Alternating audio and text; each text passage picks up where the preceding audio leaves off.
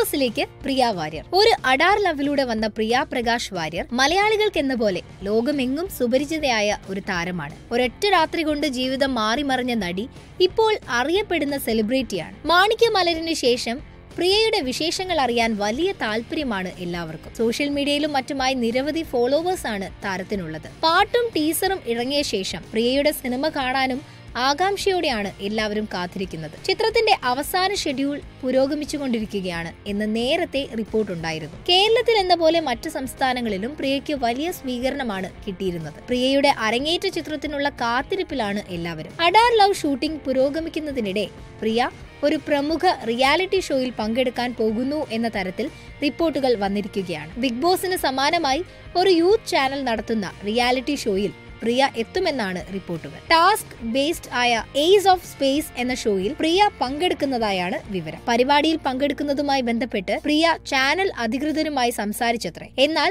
ഇതിൽ പ്രിയയുടെ ഭാഗത്തു നിന്നുമുള്ള പ്രതികരണമൊന്നും ഇതുവരെ പുറത്തു വന്നിട്ടില്ല. അഖിൽ അക്കിനേനിക്കൊപ്പം അഭിനയിച്ച ഒരു തെലുങ്ക് പരസ്യമായിരുന്നു പ്രിയ വാര്യരുടേതായി ഏറ്റവും അടുത്തതായി പുറത്തിറങ്ങിയത്. സോഷ്യൽ മീഡിയ വഴി ഈ പരസ്യത്തിനും വ്യാപകമായ ഡിസ്ലൈക്കുകൾ ലഭിച്ചിരുന്നു. പരസ്യത്തിലെ പ്രിയയുടെ ഡയലോഗിനാണ് ഏറ്റവും കൂടുതൽ ട്രോൾ ആക്രമണം നേരിടേണ്ടി വന്നത്. അതേസമയം അഡാർ ലവിന്റേതായി അടുത്തിടെ പുറത്തിറങ്ങിയ ഫ്രീക്ക് പെണ്ണെ എന്ന ഗാനത്തിന് ഡിസ്ലൈക്ക് പെരുമഴയായിരുന്നു. ഗാനം യൂട്യൂബ് ട്രെൻഡിംഗ് ആയിരുന്നെങ്കിലും എല്ലാവരും മോശം അഭിപ്രായങ്ങളാണ് പറഞ്ഞത്. അതിനിടയിലാണ് പ്രിയ ഇത്തരമൊരു റിയാലിറ്റി ഷോയിൽ പങ്കെടുക്കാൻ പോകുന്നു എന്ന വാർത്ത വരുന്നത്.